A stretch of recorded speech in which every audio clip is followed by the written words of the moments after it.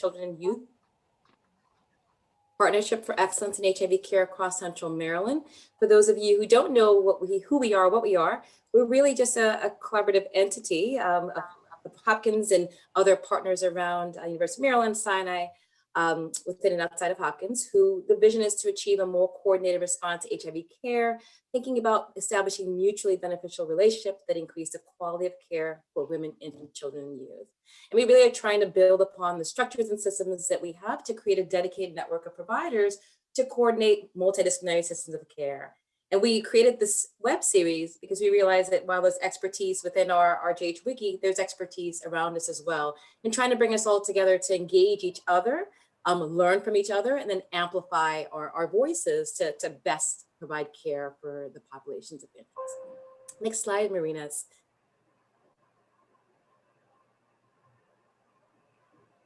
All right, so some of you were able to join us for Anna McCory-Bo's for inaugural talk a few months ago, and then fabulous talk by Jennifer Robinson, who's also on the call. Today, we're really excited to have Meghan Toler talking about motivational interviewing, but with a little bit of a slant during COVID, as the face-to-face can be challenging since we don't have it as much in the virtual space. So really excited to have Meghan. And then to give you a sense of what we have coming down the pike for talks over the next several months, from Rapid Start with Joyce Jones in February to many other topics. And again, if you're all on the call or you're somebody who you think, hey, I'd love to have them come and talk to this group, again, it's to engage and amplify, and we'd like to let us know. We're happy to bring people on to share what others are doing and share our expertise. So to talk briefly about Meghan Toler, I love Meghan, refer lots of patients to her. She is has a degree in mental health counseling from Johns Hopkins and works with our psychiatry team here at the Bartlett Clinic. She also has private practice, or is in private practice in Columbia, Maryland. She loves to use behavioral and psychotherapeutic techniques to work with her patients, many of them in our wiki population, and really does a great job with many of our patients who request her by name. She also enjoys other things very important to life: knitting, gardening, hiking, yoga, and her many cats. So with that, not to make you cat lady, Meghan, just the cats. With that, would love to turn it over to Meghan to teach us about motivational interviewing, particularly during the time of COVID. Thank you, Allison. It was a very kind introduction. Yes, I actually do. We have 3 cats. So not completely wrong.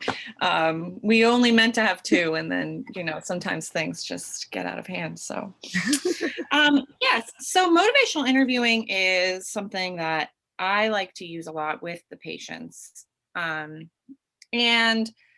it can be easily transferred to online, which is great. It's something, there's a couple little things that I'll mention throughout where you'd kind of have to modify a little bit. But really it can be used in any setting for any provider, and really any patient. And the idea of it is just to, oh, should I admit this person? Is that me that needs to do that? Don't worry about it, Meghan. During the presentation, I'll admit people for you. Oh, okay, cool. Thanks. Sorry, I just lost my train of thought.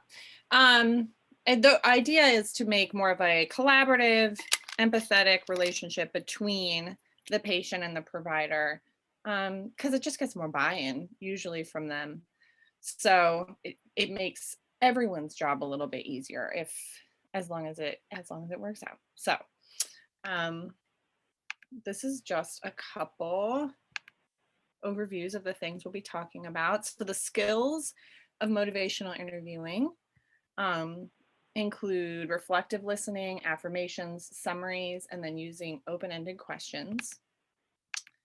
And then the goals are to cultivate empathy and compassion, foster collaboration, support the patient autonomy, elicit ideas and motivation from the patients, balance their agenda while also focusing on the target behaviors that you have for them in their care, and then managing counter talk, which we'll talk more about. And I will say I'm going to throw a lot of stuff at you today, so I would not be surprised if you only are able to retain like 2 things. That's totally fine. I think they're going to send out the PDF of the slides, so you can always refer back to it.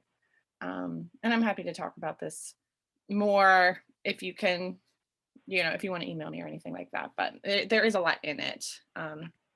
So don't feel like this is something that you can just take everything and immediately do right away. It takes some time.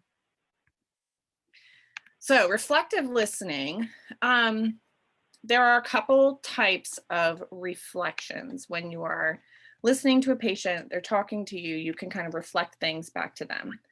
So you have simple reflections, which is just a simple repetition or a paraphrase of a portion or the entire statement that the patient makes. And then you have complex reflections, which includes feelings, continuing what they're saying, double-sided reflections, which is just like on one hand and then on the other, affirming reflections, and then summarizing reflections.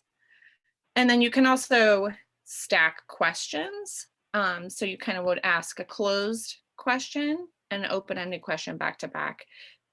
And all of these things just help the patient to know that you are listening to them, you're hearing what they're saying, and then it can also help continue the conversation in the way that, maybe you are hoping it will go, without letting the whole thing get out of hand and have the patient take over, because I know sometimes that can happen quickly. Generally, they recommend, and some of the stuff is very motivational interviewing specific. So they recommend that you maintain a 1-to-1 ratio or 2-to-1 ratio with simple and complex reflections, because it will help, like I said, progress the conversation a little bit. And it's incredible what happens when you start to pay attention and you start to realize simple reflections are usually very easy to use, obviously. But if you can challenge yourself a little bit to maybe use some more complex ones, you'll notice that it kind of elicits more patient involvement. And so we'll kind of go over some examples of these. So this is definitely something I think I've heard from some patients is I've tried everything and nothing is working. I don't know what to do.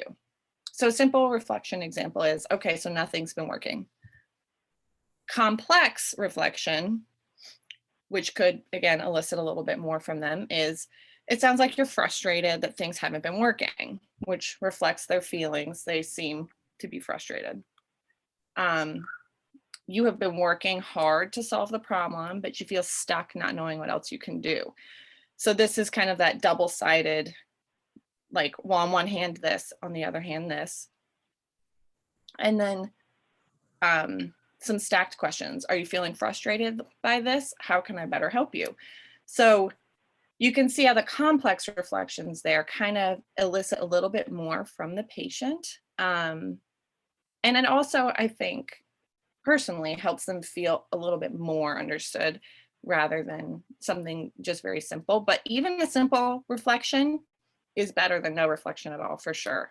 And so reflections are something that can be really helpful.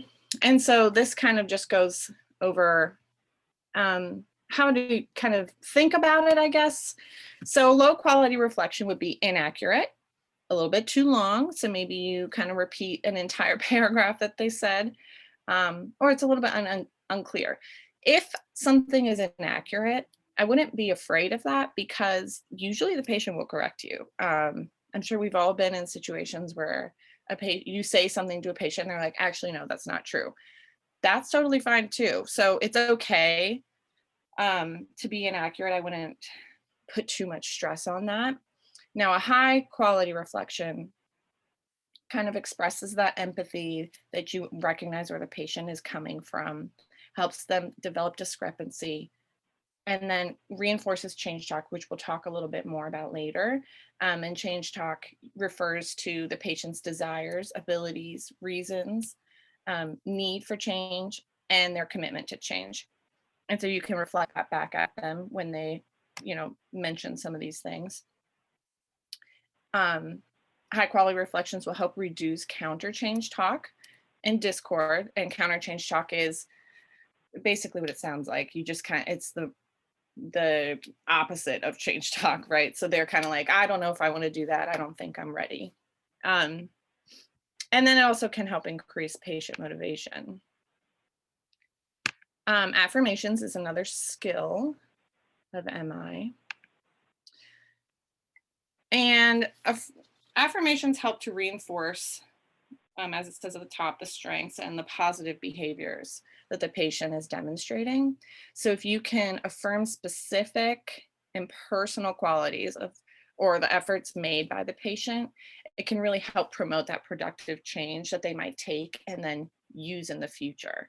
And we'll give some examples of this. So here are just some little stems. So you've been working hard on changing, your diet, and it definitely shows. That would be the effort that they have put in. It takes strength to do that. And then you can kind of see, it's just, you kind of put in whatever you want there, right? So with your background, you have a lot to build on, or with your experience in whatever it is, you're in a great position to lose weight when you're ready. And these are all, I mean, very easy to kind of just throw in there. So sometimes just even reviewing these in the future can be really helpful, just to kind of see these stems. And once it becomes more of a regular thing for you, it kind of just takes over and becomes second nature. And then the summaries, this is a very MI specific thing. It is one of the surprisingly harder skills to remember and utilize, but it helps to, again, express that active listening, reflect back, the story that they have told you that you guys have worked on throughout. It can help if you use it throughout to structure the appointment and then guide in the direction of change. And what it consists of is 3 or more client statements. So it's similar to a reflection, but it includes 3 things kind of back to back in a row, very much like a traditional summary. If you learned about summaries, in elementary school or something, it's very similar to that, just a little bit more complex than a reflection. And sorry about that. So this is a final summary example. Final summaries are the easiest place to learn to kind of implement summaries. And then if you can get comfortable with final summaries, it's usually easier to implement them, throughout the conversation and stuff. So where the conversation started, you would say something like, okay, at the beginning of our visit, we discussed the importance of monitoring your sugar intake. Throw in an affirmation. You have a great understanding of the benefits that this may have for your health overall. And then always, whenever you can, throw in some change talk. That's always great. It sounds like you're very motivated to get started on this goal. And I'm happy to set you up with a nutritionist to help guide you. And I'm looking forward to seeing where you end up. Sorry. My mouse pad is getting a little trigger happy. Okay. There we go. So this is just, you would say this whole thing on the right, basically at once, just at the end, to kind of wrap up the whole thing, show them that you were listening, encourage that change talk, make them feel like, you believe in them, that you can see the things that they, like the skills that they have to make this work. And then usually you want to throw in, what are we doing from here? What is the plan? What is the goal here? So this is just a final summary. Like I said, easiest way to start implementing summaries is at the end.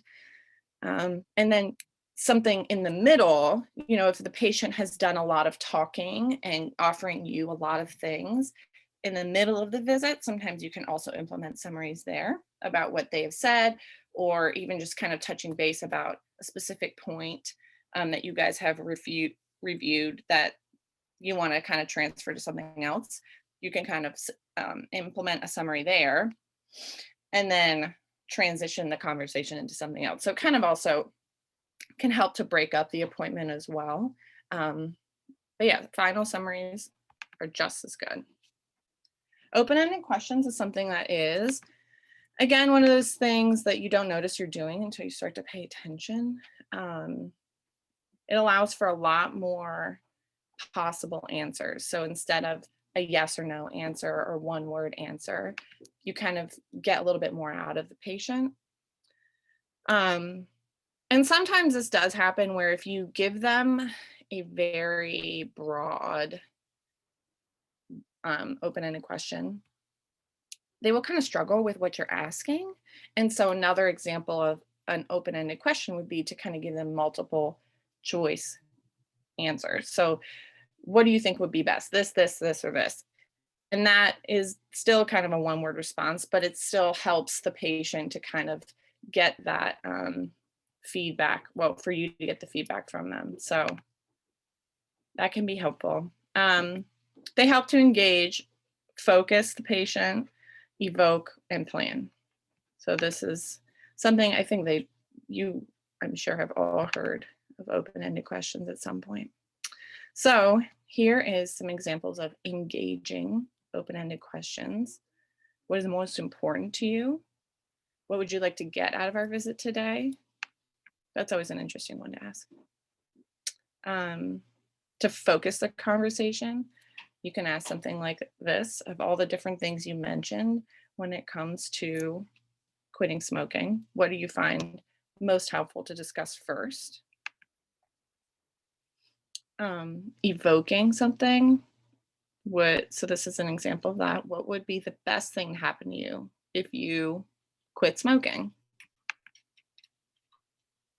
And then making a plan.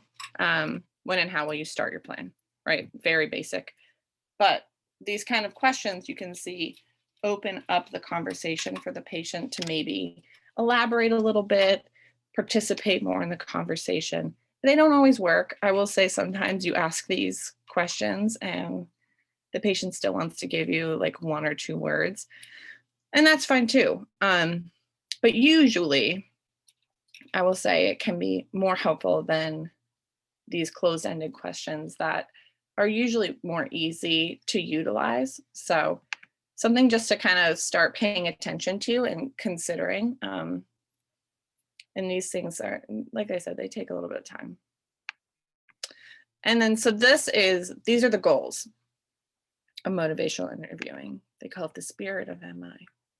So if you all can imagine a patient that you struggle with, I'm sure everybody's got at least one, and think about where you guys are, where would you like to be, and then what is getting in the way of that.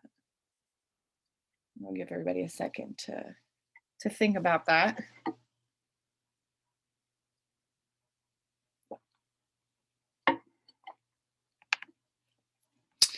And then while you're thinking about that, if you can reverse that and think about how they might feel.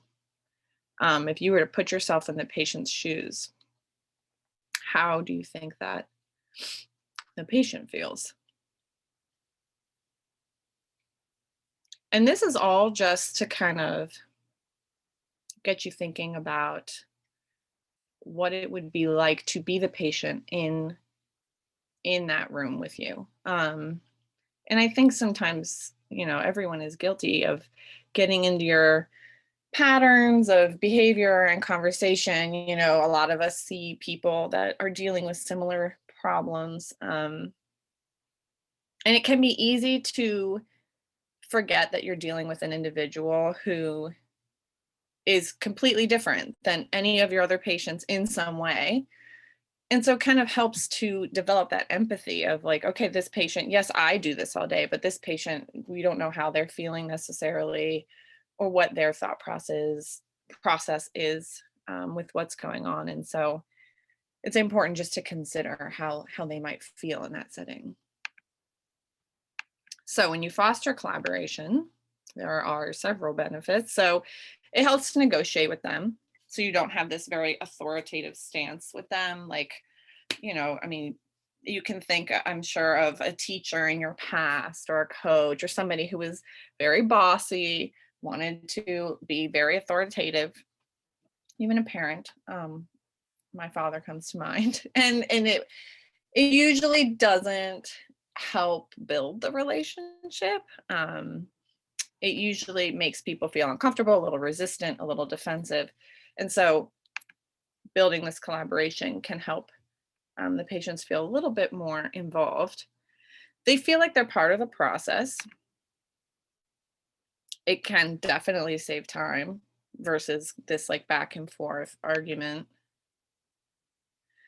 And a good metaphor for this is just to consider it like you're dancing instead of wrestling with the patient. And so you're both kind of working together on it instead of you trying to force or, do something that is just not helpful all the time. Ask, tell, ask is a great way to help foster collaboration when you need to provide information. So the first thing you do, you ask for permission to provide information, or you can ask a question about, the interest or knowledge of whatever you're talking about. So we'll stick with patients who want to quit smoking. So might ask them, well, so what kinds of things have you, heard of in terms of quitting smoking? Oh, and there you go. I put in some examples already there. How interested are you finding out more information about quitting smoking? What do you already know about this? And then you can provide the information in small chunks. So you've asked them first, and then you can kind of share it a little bit.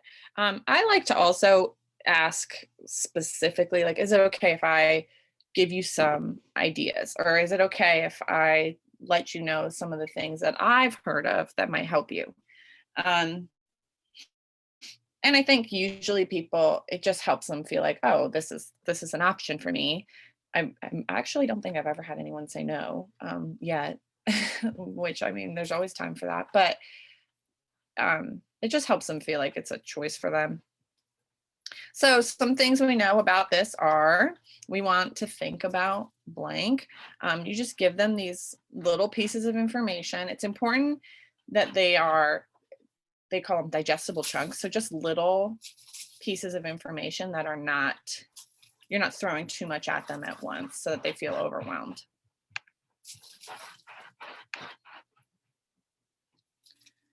And then to finish it up, you ask again. So ask about, what they understood, their reaction. So what do you understand about this? What do you think you might do with this? What did you get from this information? Something even a little more casual that I will ask a lot of times is, does that make sense to you? Or is what I said, like, do you understand what I'm talking about? Just to check in and make sure that they have actually heard. And then sometimes they'll be like, no, actually, I'm very confused. And then you can go back and explain a little bit better. And so it just helps, like I said, to also save the time, because instead of having them leave and be like, well, I don't remember anything that just happened, and then they come back and then they don't remember what they were supposed to do or whatever it is, it just helps to kind of encourage that learning and hopefully the follow through. Supporting autonomy is a big part of MI. It helps to emphasize their freedom, convey that the critical things that the critical variables for change are within that patient, and that we can't force those variables on them. It's very empowering for the patient and helps them feel like they are capable of taking action. Oh my God. How many more things can interrupt us today? I wonder. Okay. And so the idea is that it's all about the patient. So using a lot of you statements. You said you wanted to. Yes, you were right. If you're not ready to do this, we can find another area to focus on. Nobody can make you do anything you don't want to.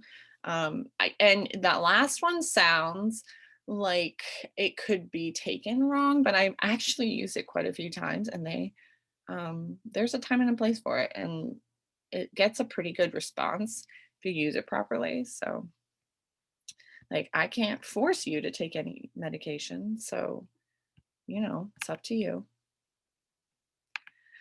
Providing a menu of options is a great place to just try. So which of these things might be best? Helps them to think about, okay, I have choices in this. Considering this range of possibilities, and it can prevent them from having to come up with objections to each single suggestion. I don't know if anybody has been in a situation like that. I know I have, where you offer one thing and they're like, well, no, this is why this won't work. And then you offer another and they give you another reason why that won't work. So instead of offering one at a time, kind of offering a couple options, like, okay, well, here are a few things. Which one do you think is best? Helps to decrease that kind of objection. And then once they choose an option, if you're offering this menu style, it's always important to emphasize that autonomy again. And then here you can see more open-ended questions. So what would be your next step in this? What do you want to do next? What is your choice in this? Just to once again really reinforce that this is up to you, and really you are the one who has the ability to do this. So change talk.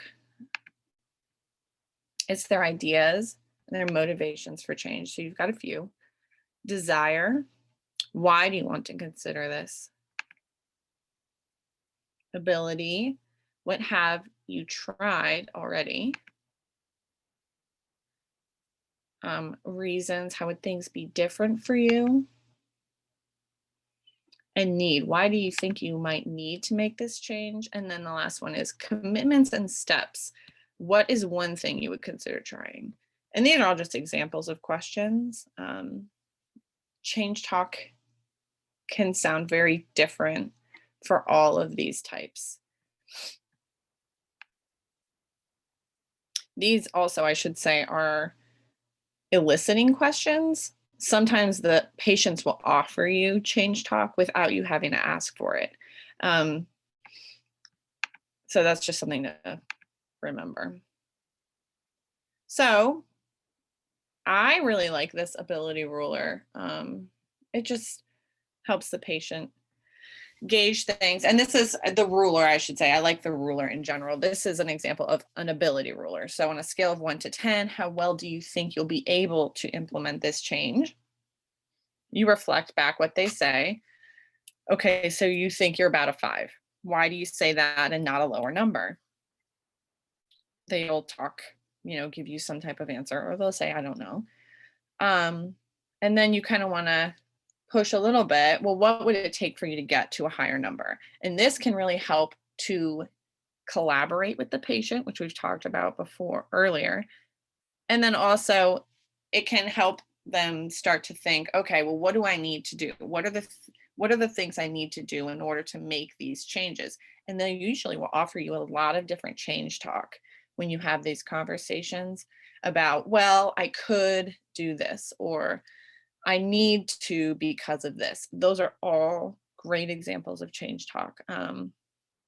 Anytime a patient is saying anything positive about wanting to make a change talk. And that is really important to just, reiterate to them.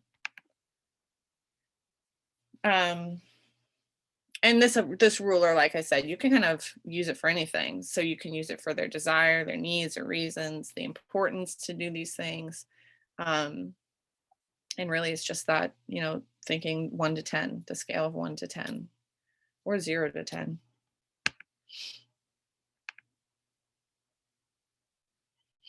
And so this is kind of eliciting these ideas about change. So in making a plan, key questions: where do you want to go from here? What are your next steps? Do you have a plan you want to discuss? In making the plan. And then once they offer that, you can reflect it back at them and summarize the plan. And then elicit, like I said, that change talk. You always want to kind of elicit it or reflect it back at the patient.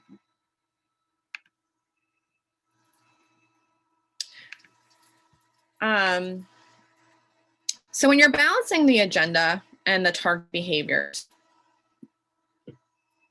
there are a few tools that I've put in here. That this is the one where I was saying we kind of need to adjust a little bit for COVID for like virtual settings. So a focus funnel, you allow the patient to initiate the conversation. You use open-ended questions and reflections to guide towards that target behavior that you have in mind. So instead of just off the bat, okay, well, let's talk about your sugar intake. You kind of let the patient guide towards it.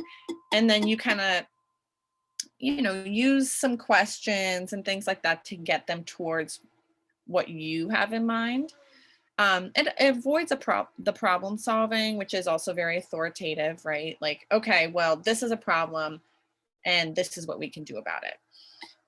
And instead it offers information and options. And this is a great way also to use that ask, tell, ask we talked about earlier. So here is the example of the conversation that would be easy to have. So how are you feeling about your health? It's a very broad question. The patient, oh, I feel okay. I think I need to lose some weight. And then the provider can narrow it a little bit. Okay, so you feel like you need to lose some weight. And what, in dealing with that, what areas would you like to address? The patient then in this conversation helps it get a little bit more narrow. Well, I want to start with nutrition. And then it can go from there. The provider, okay, you're thinking nutrition. And then we can go and focus on whatever the specific thing is. So in this one, we did sugar intake. So it started with the large goal of, okay, what are you most worried about with your health? Patient narrowed to nutrition. And then you guys got to sugar. So this kind of funnel can help. This is something that is fairly easy to use in a virtual setting. It does help sometimes to offer a visual like this, so you can kind of, and we have more visuals coming for this whole thing, but it can help to start with, to draw this out for them, just so that they can visualize it, they can take it home with them, look it over. And it's not always, I do have to say, it's not always as simple as that previous example. Sometimes you have to do a little more guiding and a little more, turning towards what you want to get towards. This is an agenda map. So another way to kind of draw it out. In terms of agenda mapping, or sometimes I call it brain mapping, this one is a little bit harder to utilize virtually. Sometimes I will actually draw it out while we're talking, and if you are on video, you can show them. Sometimes you can also bullet point these things and send it over to them in notes. So this one's a little bit harder, but you can see how it maps itself out. So we start with, okay, so you want to lose some weight. What are some things that are getting in the way? What are some things that are helpful? And you can kind of go from there, map it all out. Bullet points, I have been able to, have that be helpful with some patients who are okay with, email and stuff, that I can send that over to them. And it just, helps them visualize the plan. Agenda setting, you can easily use with virtual settings. So you can balance the behavior you are looking to hit with their goals. And that is just laying out an outline at the very beginning. So here's an example. The provider wants to address smoking. The client wants to discuss some paperwork. And these are just a couple stems that you can try to demonstrate this. So getting the paperwork complete is the big priority for you right now. And I also think it's important to discuss smoking. Which one do you want to talk about first? Gives them some choice, but also doesn't let them get out of it necessarily, right? Like, you're laying the groundwork that yes, what you're talking about is important, but also we need to do this as well. Another option, you talked about getting paperwork done, but I also have some results about your smoking. Which of these ones do you want to talk about first? Can be helpful. And like I said, if you can get them to make some choices in this, they might be more comfortable talking about it or feel more empowered in the visit in general, because they're probably not going to want to talk about their smoking, right? Unless they're ready to quit. And so this is just a way to kind of give them two options, make them feel like they still have some choice and you're not just forcing certain things on them when they clearly have something else that they're worried about. Counter change talk and discord. So counter change talk, when they make any type of statement against change. So it can be directly about the target behavior that you had in mind. So if we go back to having them quit smoking, they could say, well, I'm just not ready, or I don't think that's important. When they make statements against engaging in the treatment program that you guys have kind of discussed, or discord in the relationship, which can be direct or indirect. Indirect examples are listed here. Lack of homework. So, you gave them some things that you wanted them to work on last visit, and they come back and they're like, oh no, I forgot, or whatever. Minimal communication. So that's that one word answers, which sometimes, even when you have tried your very hardest to use open-ended questions and be empathetic and everything, sometimes there's still minimal communication. And then these kind of half-hearted agreements, like, I guess so, or yeah, sure, whatever you say. Those are kind of indirect versions of change talk. Direct versions of the discord is more like, I'm not doing that. Why is this important right now? Things like that. Sustained talk is another version of counter change talk, which is ambivalence more. Like, yeah, I guess we'll see, but I think what I'm doing now is fine. So sustaining that same behavior is considered counter change talk. So this is just one skill, dodgeball. Dodging that talk or discord by utilizing an empathy statement, an autonomy supportive statement, an apology, or by shifting the focus. So the patient says, there's really no reason for me to quit smoking right now. And here's some examples of statements you could use to kind of dodge this counter change talk. It's your choice. You know yourself best. That helps support their autonomy, right? You're using you statements. You're saying you have options here. You're in control. It sounds like this might be something you're not ready for. kind of helps reflect their feelings, show some empathy. Another example of an empathy statement would be something like, I know it can be really hard to do this. That one seems to work pretty well for me.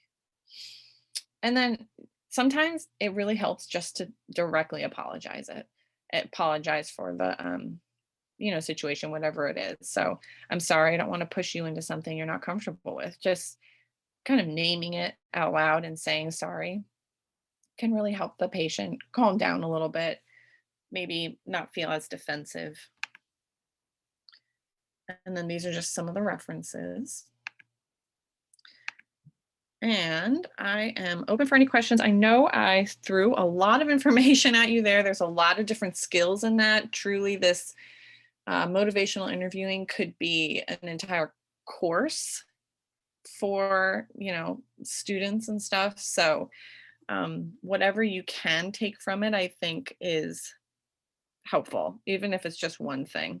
So yeah, if you have any questions. That was a fantastic tour through MI. Yes. No, really, really great job. Would love to open up a lot of people on, and I would love to open up for questions. Shoot. I would do my best. Hi, my name is Aubrey.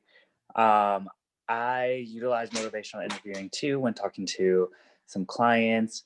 One thing more of a comment, I really liked asking permission and open-ended questions. One that I kind of am trying to figure out if it's like more of a summary or like before the summary, but also throwing it back after kind of like summarizing everything that the client wants to do and their goals. Also kind of coming back and I feel like I ask at the end after the summary, how can I help? Or how can I fit into your goals to support you? And then that strikes up another conversation sometimes. Yeah. So I don't know if that's part of the summary or not.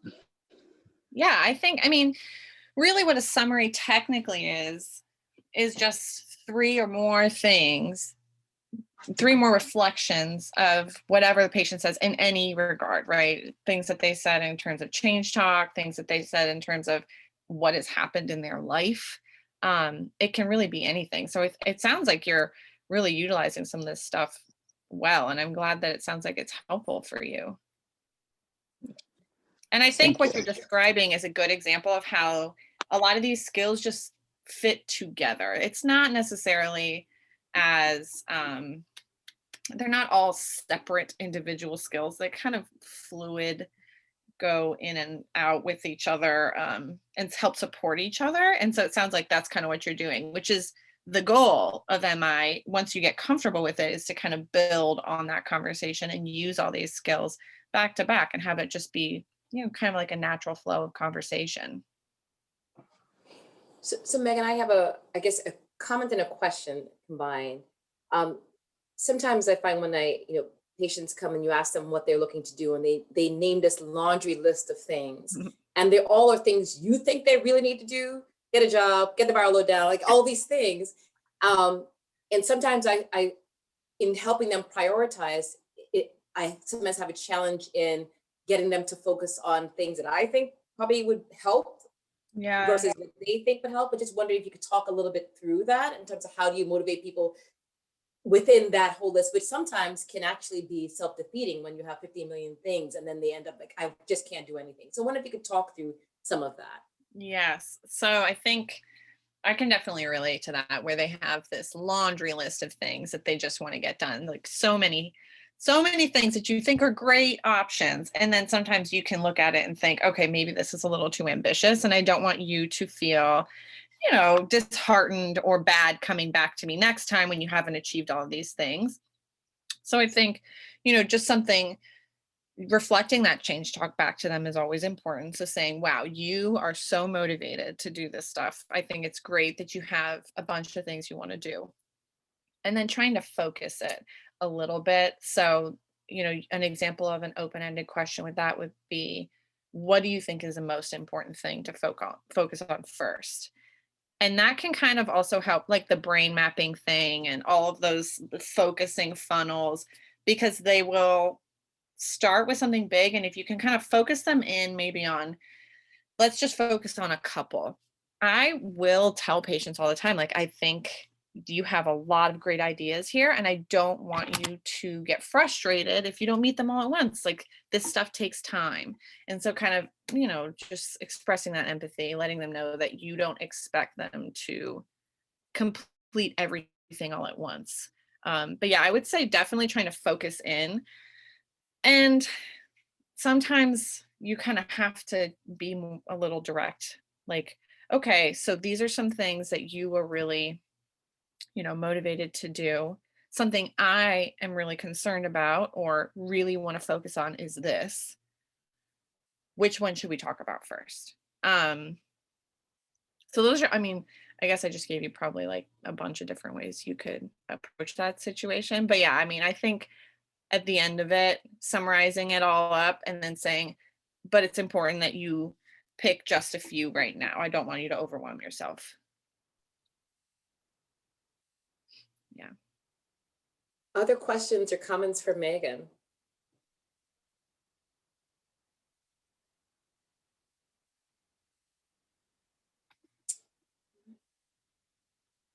Meghan, thank you so much for doing this. Oh, sorry. Yeah, no, really appreciate you taking the time to do this. This is, Marina's put up the list of conferences that are going to be coming up, and please, by all means attend, share with those you think may benefit. Meghan, this is fantastic. We will send out the presentation. I think you also made a comment about some tools that you have that you may want to share. We're happy to bundle those and send out to people. And you shared your email as well if people have other questions to follow up with you. But really been great having you to refer patients to and to get us all up to speed on MI. It's a powerful tool if you can do it well. So definitely appreciate it. Yeah. And like I said, even if you can only use one or two things and start small, they start to build on each other quickly. So don't get too overwhelmed with it. And thanks for tolerating all of our interruptions today. It was incredible. Yeah, no. It was great. No, you were focused. You used the focus tunnel to keep going. So no, awesome. Oh, well. All righty. Thank you so much, everybody. Take care. See ya. All righty. Bye, everybody. Thank you.